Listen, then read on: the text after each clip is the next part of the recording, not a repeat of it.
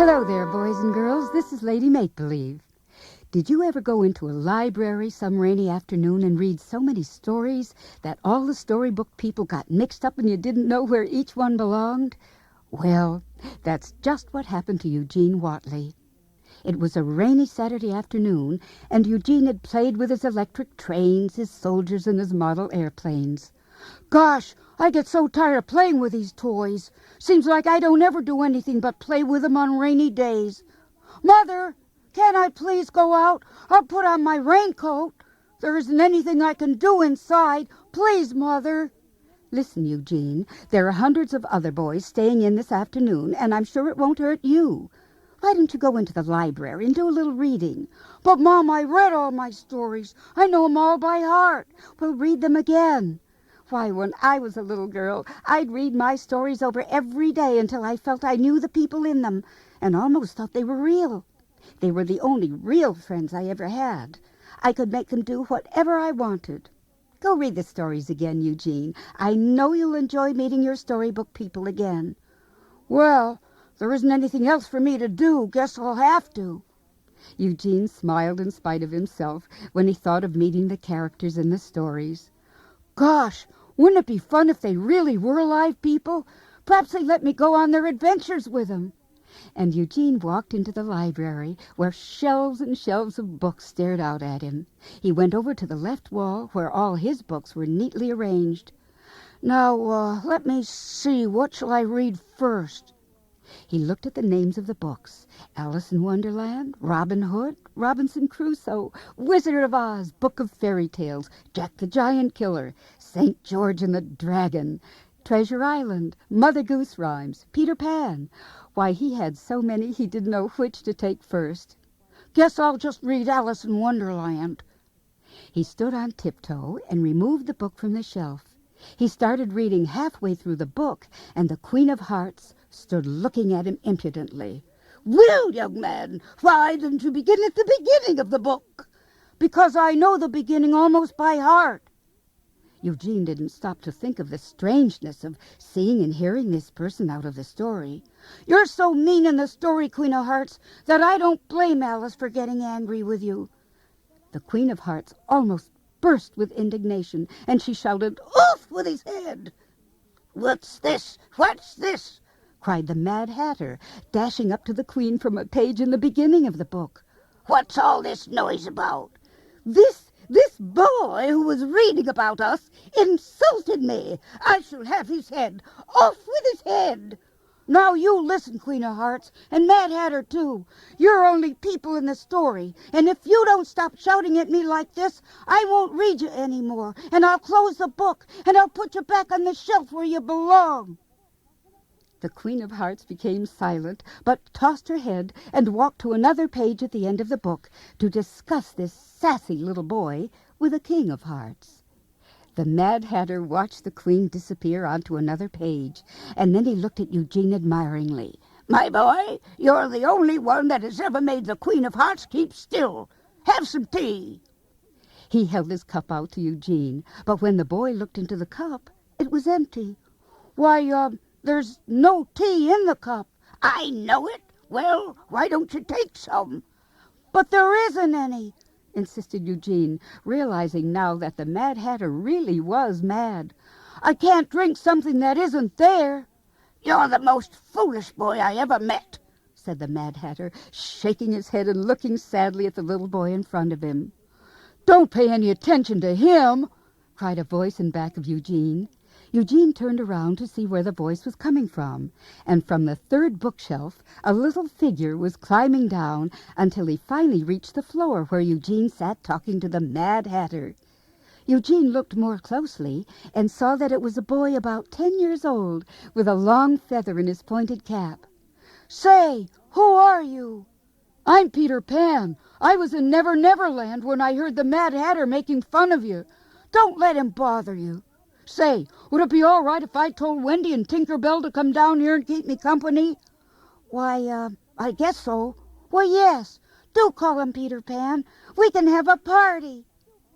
Eugene's eyes started to shine when he thought of all the storybook people paying him a visit. Peter Pan gave a whistle, and a little girl, holding the hand of a little fairy, which tinkled all the way, climbed down over the books. "Are you Wendy?" asked Eugene a little shyly. "And are you Tinker Bell?" Peter Pan introduced them, and Tinker Bell hid under the pages of Alice in Wonderland, saying all the while, "Tinkle, tinkle, tinkle." "What is all this noise about?" cried the Queen of Hearts, coming out from page 197. Peter Pan apologized for Tinker Bell's tinkling, and poor Tinker Bell only said, "Tinkle, tinkle, tinkle." "Off with its head! I will not have this tinkling in my ears. It makes my head spin. I'll not have it." Just then came a deafening roar from the second shelf, and all the characters stood as still as they could and looked up. There was something green running rapidly over the tops of all the books. To Eugene it looked like a dragon. Peter Pan, Wendy, the Queen of Hearts, and the Mad Hatter were so frightened that they scarcely breathed. Even little Tinker Bell's tinkle sounded weak and far away, and finally stopped. There seemed to be something running after this tiny green dragon. It certainly looked just like a knight, dressed up in a shiny red metal armor. The knight ran waving a glittering sword around his head, and the dragon hopped off on the floor and hid behind Eugene. "Save me! Save me!" cried the dragon, hiding behind the boy's elbow. "Catch him for me! Hold him!" shouted the knight, clambering off the bookshelf. "Don't let him get away!"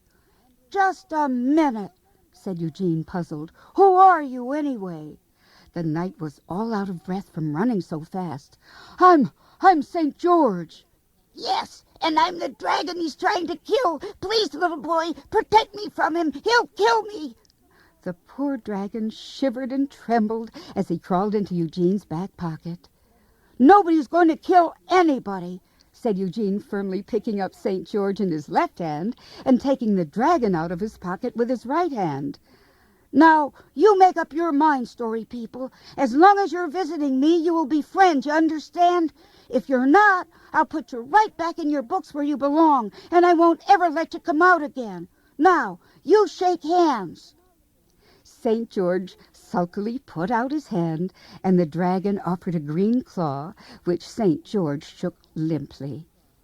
When Tinker Bell saw that, she tinkled louder than before, and the Queen of Hearts was just about to say, "Off with his head," when there was a bang, and something fell kerplunk right on top of the opened book. "Well, what can this be?" asked the Mad Hatter. "Someone else coming to tea? No more room, you! No more room!" The figure that had fallen untangled itself, and it turned out to be Mary, quite contrary. She'd been watering her garden, and the watering can was clutched tightly in her hand. St. George, as a brave knight always should help a lady in distress, walked over bravely and offered to help Mistress Mary to her feet. "I can help myself, thank you, without any help from you," snapped Mary, quite contrary. "What right do you have to come dropping right down in front of me and scaring me almost to death?" demanded the Queen of Hearts. "I don't see whether that's any business of yours, old woman." The Queen, on hearing herself called an old woman, could scarcely speak from rage. But Tinker Bell thought it was so funny that she tinkled merrily. "Tinker Bell, hush!" cried Peter Pan, dragging her from out page 200 and putting his hand over her mouth. "Well, dragon," said the Queen coldly, "what are you staring at?" The poor dragon had said nothing or done nothing, but the Queen had to find someone to quarrel with, and the dragon was standing right in front of her. So he, poor thing, was the victim. "St. George, as long as you're going to kill this dragon, you might as well do it now. He annoys me." The dragon, trying not to be noticed, sneaked back into Eugene's pocket, and St. George took his sword out of its sheath. "Now you heard what I said, St. George," warned Eugene. "You let that dragon alone." St. George slowly put his dagger back where it belonged, and the Mad Hatter approached Mistress Mary. "You're just in time for tea, my dear. Won't you have some?" He held his empty cup toward her generously. "He hasn't got anything in there, Mistress Mary," said Eugene, warning her. "He offered me some, too, but he's mad." Hearing this, the Mad Hatter became very angry and demanded an apology. "Stop shouting!" cried the Queen of Hearts. "I'll have all of your heads off. What time is it, Mad Hatter?" The Mad Hatter looked at his watch. "It's 1/2 September. Is it that late? I'll be late for my croquet game." And with a look that frightened everybody, she hurried back to page 197. Just then, a ray of sunshine shone through the library window, and Eugene looked up. "Oh, goody, the sun! Now I can go out and play." "What did he say?" asked the Mad Hatter of the dragon who had crawled out of Eugene's pocket.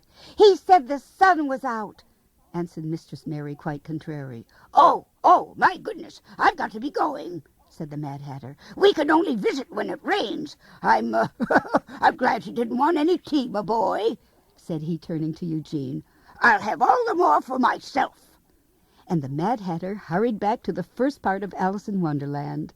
All the people who had climbed out of their storybooks without saying a word scampered back up the shelves and entered the book from which they had come. And before Peter Pan stepped back into his, he called, "Next time it rains, Eugene, if you want us, we'll come back to visit you."